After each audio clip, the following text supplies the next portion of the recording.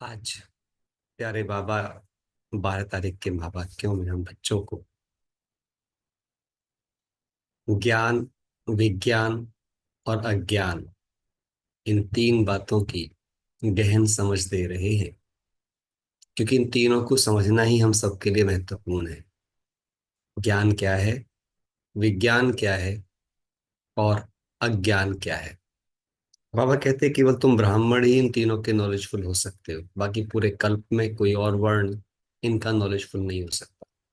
ना देवता इसके नॉलेजफुल होंगे, न क्षत्रिय इसके नॉलेजफुल होंगे, न वैश्य होंगे और न शूद्र होंगे। केवल तुम ब्राह्मण ही इन तीनों के नॉलेजफुल होंगे।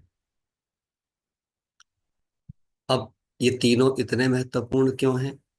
क्योंकि ज्ञान का मतलब है समझ, स्वयं की समझ। हम्म? विज्ञान का मतलब क्या है? मैं अपनी भी समझ रखूं, और जहां से मैं आया हूं उस घर की समझ भी रखूं, और जिसके पास से आया हूं उसकी समझ भी रखूं, और जिसकी वजह से मुझे मेरी समझ मिली है उसको मैं याद रखूं, उसकी सेवा को समझ सकूं। तो विज्ञान का पूरा मतलब ही ये होता है, वो साइंस जिससे मैं अपने खोए हुए संस्कारों को वापस पाने की शक्ति पा सकूं। इसलिए विज्ञान को शक्ति कहा जाता है, इसलिए योग को शक्ति कहा जाता है। फिर बात रही अज्ञान की, क्यों समझ चाहिए? क्योंकि शत्रु की पहचान नहीं होगी तो शत्रु कहाँ से वार करेगा, इसका पता ही नहीं चल सकता।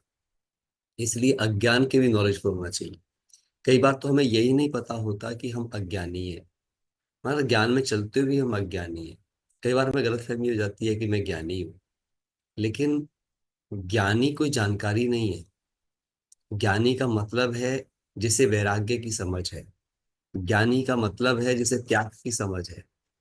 ज्ञानी का मतलब है जिसे देह भान, देह अभिमान, देही अभिमानी स्थिति के बीच के अंतर पता है।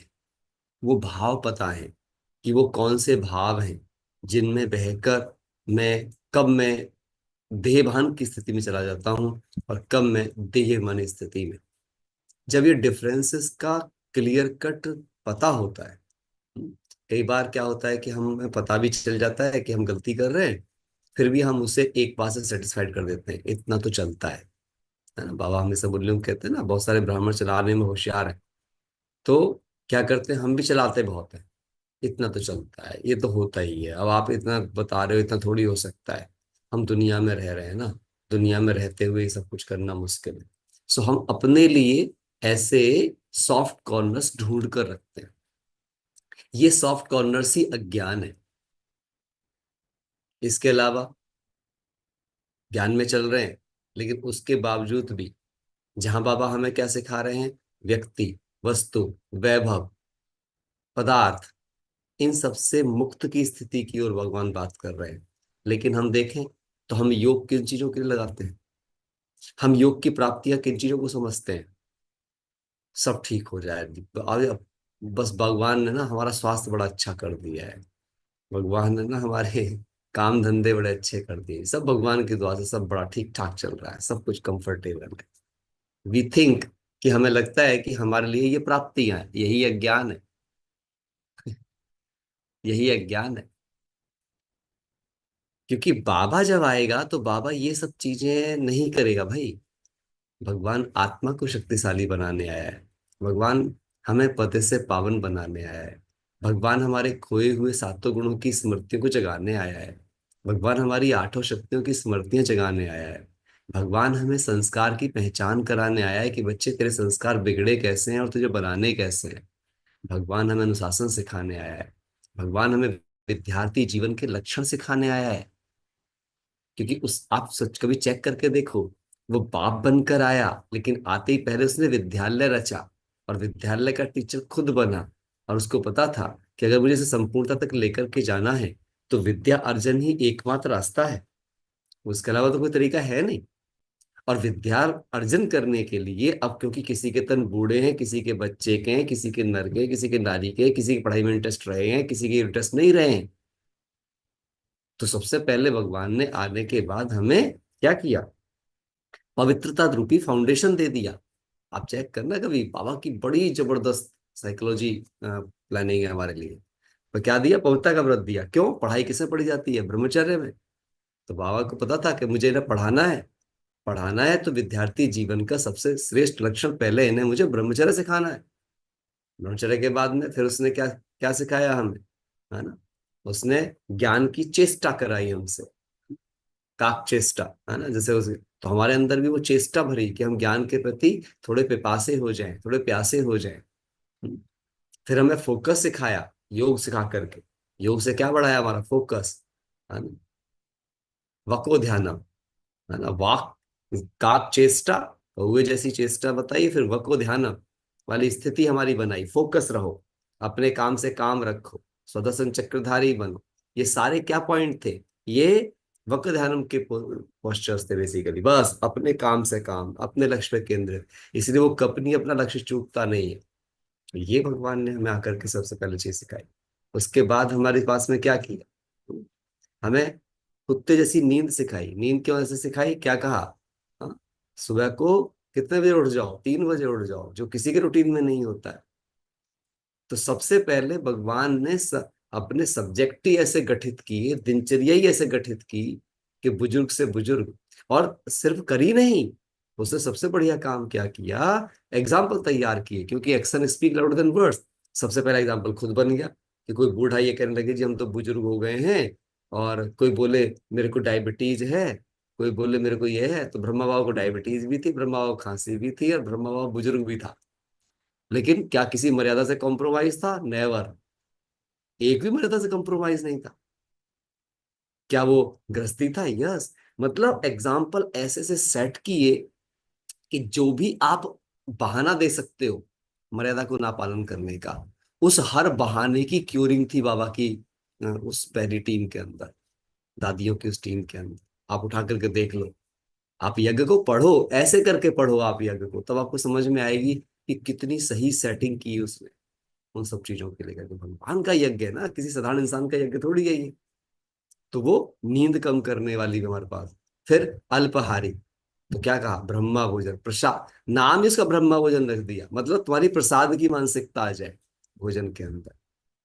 पर यहाँ कुछ लोग हैं जो नहीं, ब्रह्मा भोजन में तो ज्यादा खाओ नहीं। उसका नाम ब्रह्मा भोजन इसीलिए है कि ब्राह्मण की तरह बहुत ही, है ना, एक विद्यार्थी की तरह अल्पाहारी वाली स्थिति के हिसाब से उसका करो, सेवन करो, तो कभी बीमार नहीं पड़ेंगे। दादियों का भोजन देखो, ब्रह्मा बाबा का भोजन आपने सुना होगा, अनुभव पढ़ो ऐसी आत्माओं के। जगदीश भाई साहब का हमने देखा है अपनी आंखों से, अमीचंद भाई साहब को देखा हमने खाते हुए। कितना थोड़ा सा कैसे उन चीजों से किया। कुछ लोग थे जो योगी जीवन का फर्क रखते हैं, जीवंत रखते हैं योगी जीवन को। वो विद्यार्थी जीवन के सारे लक्षणों को जीवन में रखते हैं। और ये रखे बगैर आप कभी विकारों से मुक्त नहीं हो सकते, नहीं हो सकते। कौन सा विद्यार्थी बुरी आदतों की चपेट में आता है? जो विद्यार्थी इन लक्षणों का ध्यान नहीं करता है।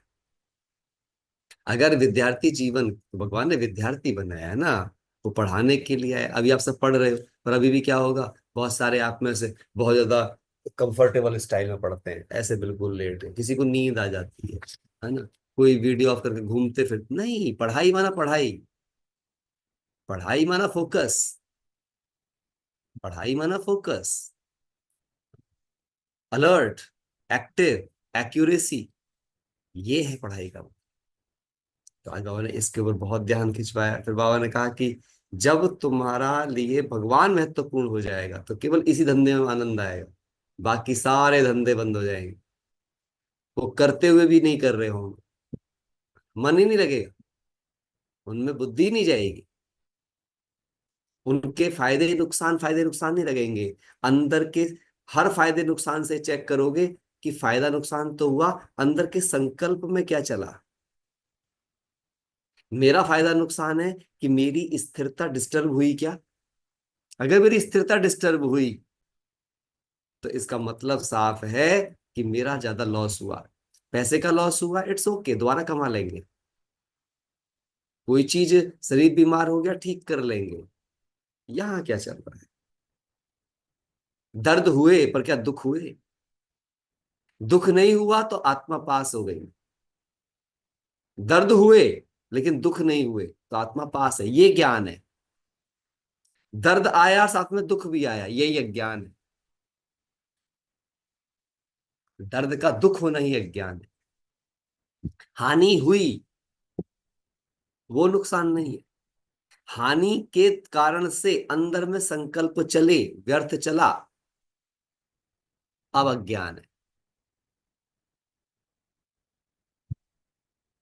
ये अब इतना माइन्यूटली जब तक नहीं सोचेंगे तो ये बाबा कहते हैं ज्ञान जो है वो मोटी बुद्धि वालों के लिए नहीं है, महीन बुद्धि वालों के लिए है। मोटी बुद्धि वालों के लिए तो बस बाबा बाबा करते रहो तो उस काम चल जाएगा, इसमें कुछ नहीं है। बाबा ने कहा कि उनका भी काम चलना है। इसमें ऐसा नहीं है कि मैं अगर ऐसा बोल रहा हूं तो मैं किसी को पुट डाउन कर रहा हूं, नहीं। मैं सिर्फ आपको बता रहा हूँ कि भगवान क्या कहते हैं, ये उसके शब्द, आपको अपने से पूछना है। और यहाँ पे मोटी बुद्धि महीन बुद्धि, कोई यहाँ पीएचडी आ गया उससे मतलब नहीं है भगवान को। हमारी कोई दादी पीएचडी नहीं थी, है ना। हमारी सारी दादियां कैसी थी, कोई 5 क्लास पास थी, कोई 4 क्लास पास थी, कोई तो बिल्कुल ही अनपढ़ थी। लेकिन क्या कर गए, पूरी दुनिया को जीने का तरीका सिखा गए। तो हर बात पे हमें विचार सागर मंथन करना चाहिए। सुनते हैं बाबा के महावाक्यों को बाबा के शब्दों में, क्योंकि